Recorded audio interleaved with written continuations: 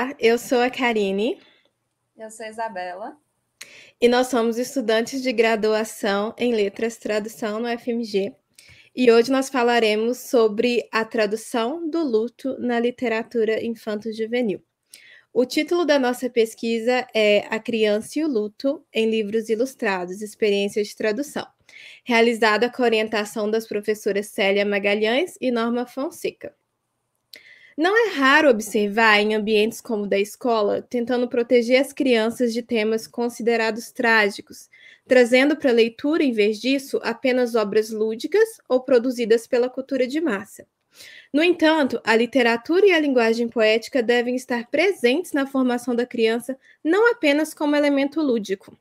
Segundo a pesquisadora Maria das Graças Paulino, elas devem estar presentes também como um elemento que não instiga interpretações imediatas e, em vez disso, levanta dúvidas sobre problemas insolúveis. Um desses problemas é o luto, cuja discussão permite ao ser humano um melhor entendimento de si e do mundo. Porém, essa discussão é muitas vezes prejudicada quando o tema da morte é tratado como tabu. É uma prática comum que temas tabus sejam censurados ou modificados no processo de tradução de obras infanto-juvenis, segundo a pesquisadora Cecília Alstad. A partir disso, entende-se que o processo de tradução de livros com a temática do luto possa representar alguma dificuldade. E é tendo isso em vista que nós trazemos um relato de pesquisa em que discutimos os elementos narrativos que constroem o luto em 2 livros ilustrados que nós traduzimos e a dificuldade que nós sentimos ao traduzi-los. Os 2 livros traduzidos por nós, tradutoras em formação, são Grandpa e Lucy's Bay. Grandpa é um livro narrado por Blake, um menino que acabou de perder o avô. E ele conta sobre como era a sua relação com o avô, o que o avô tinha de bom, o que o avô tinha de legal e o que ele tinha de chato. Apesar de achar o avô incômodo e apesar dos conflitos de idade, de costumes, ao fim da história, o garoto Blake se torna mais tolerante, entendendo que apesar da irritação, o amor que ele sentia pelo avô prevalece. Em Lucy's Bay, a gente acompanha o Sam, que é um garoto que sempre passa as férias na casa do avô, que fica pertinho do mar. À noite, porém, o Sam fica com medo, porque existem vários sons da natureza que parecem estar chamando por ele, chamando para que ele vá até a Baía. Existe um tom de melancolia que permeia o livro, que está presente principalmente nesses elementos da natureza, que continuam chamando o garoto até que ele decida que é hora de ir até as Salésias Vermelhas, onde a gente descobre que a irmã dele, a Lucy, desapareceu. Ao encontrar o túmulo da Lucy e soprar um punhado de sementes de dentes de leão, o Sam simboliza a libertação dele pela culpa do que aconteceu com a irmã e, enfim, faz as pazes com o luto. Para a gente entender um pouquinho melhor como esse tema é construído nos livros e as dificuldades que tivemos na tradução, a gente vai abordar agora alguns conceitos teóricos que nos auxiliaram na nossa análise. Bom, a nossa análise, a gente entendeu como o luto é construído nessas histórias a partir de fundamentações teóricas diferentes. Em Grandpa, o luto, o que se destaca na construção do luto são as oposições que se criam entre as avaliações que são feitas pelo garoto e do avô. Então, a atitude do garoto Blake com relação ao avô vai da irritação ao orgulho. Ele descreve como sua vida mudou quando o avô passou a viver com ele e a princípio, como ele está satisfeito com não ter mais que ceder o quarto para o avô, ou então ter que ouvir as piadas sem graça que o avô fazia sempre. Mas, apesar disso, ele se lembra dos pontos positivos da convivência com o avô, de como o avô era bom consertando brinquedos e de como o avô criava brinquedos para ele mesmo. E com isso ele entende o luto que a mãe dele sentiu, porque a mãe também tinha problema de convivência com o avô, mas ela chorou a morte do avô. Então ele percebe que vai sentir falta do avô e que amava o avô. Na conclusão, ele decide que vai se lembrar sempre das histórias que o avô contava, porque o avô contava sempre essas histórias, e ele vai falar sobre o avô para os amigos dele da escola, para que todo mundo saiba como o avô dele era incrível.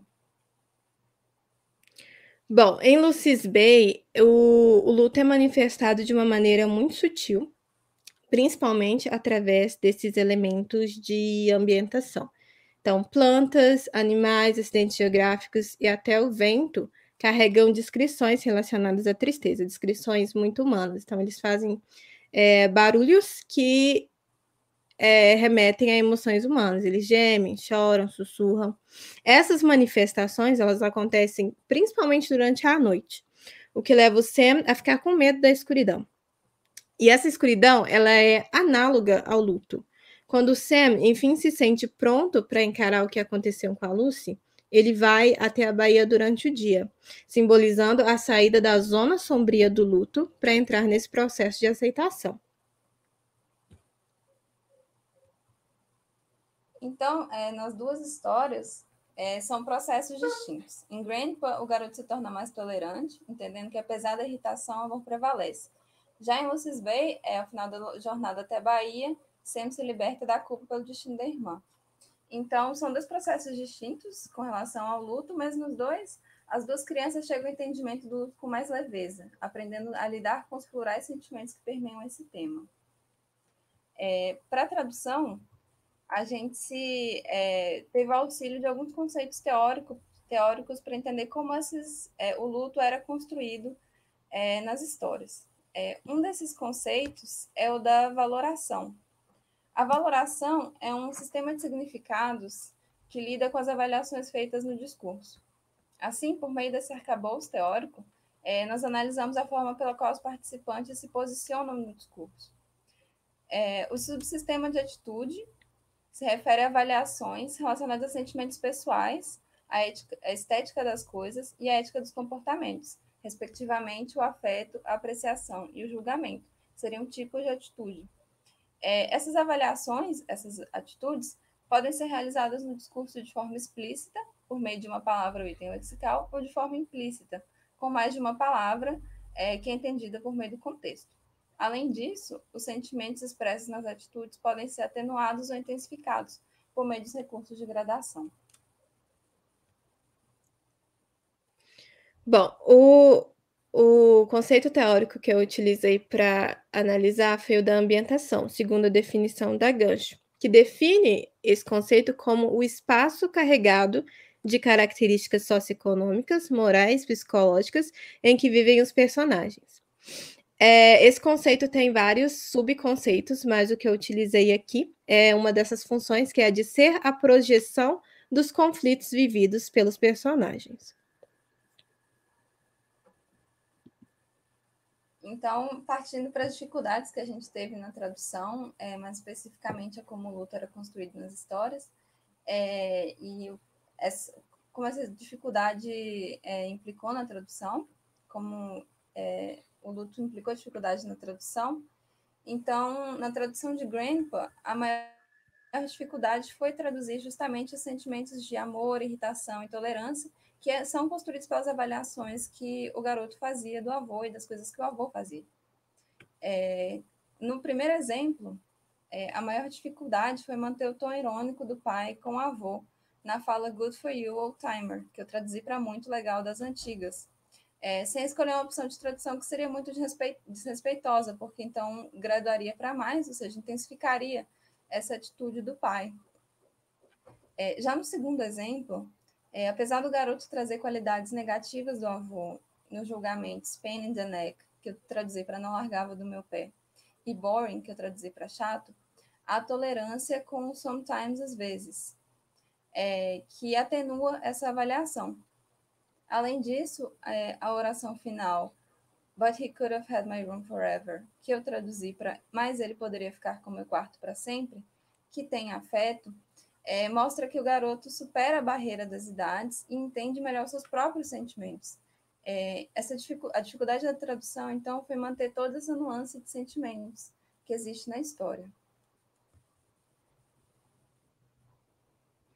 Bom, na tradução de Lucy's Bay, o principal desafio se centrou nesse caráter sutil do luto, manifestado nos elementos da natureza, ou seja, manifestados fora do personagem principal. Então, nos meus dois exemplos, a gente tem palavras que se referem a sentimentos muito humanos, né? Carregam muita tristeza, por exemplo. Então, num primeiro contato com o texto, que já foi o meu contato traduzindo, eu pensei em simplificar essas palavras, colocar, por exemplo, os sons que seriam mais próximos do som que uma planta faria, tipo farfalhar, alguma coisa assim. Mas conforme eu fui traduzindo, eu fui percebendo esse caráter do luto manifestado dessa forma. Então eu traduzi todas as palavras da maneira mais, fiel ao texto fonte possível, ou seja, carregando essas emoções humanas, ali na natureza.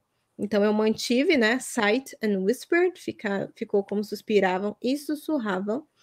E no segundo exemplo, esse que o water reads whispered, calling Sam softly, secretly, eu também mantive como sussurravam, chamando Sam suavemente e em segredo, da mesma forma que eu traduziria se fosse um personagem humano sentindo esses sentimentos. Como conclusão, refletindo sobre como o luto foi construído nesses dois livros e a dificuldade que nós duas tivemos, nós concluímos que ambos os livros, apesar deles trazerem perspectivas diferentes sobre o luto e sobre a culpa, abordam um tema com sensibilidade e sutileza, levando as crianças protagonistas por processos de entendimento e aceitação, do qual elas saem mais maduras e com uma visão mais leve da perda. Durante a tradução, procuramos manter em mente esses aspectos, trazendo eles também para a experiência de leitura do português brasileiro. A gente acredita que Grandpa e Ulysses Bay podem ser utilizados em sala de aula como apoio para discussão e reflexão acerca do luto para o público infantil, infanto-juvenil. Obrigada por assistir a nossa apresentação. Essas são as nossas referências. É isso, obrigada. Obrigada.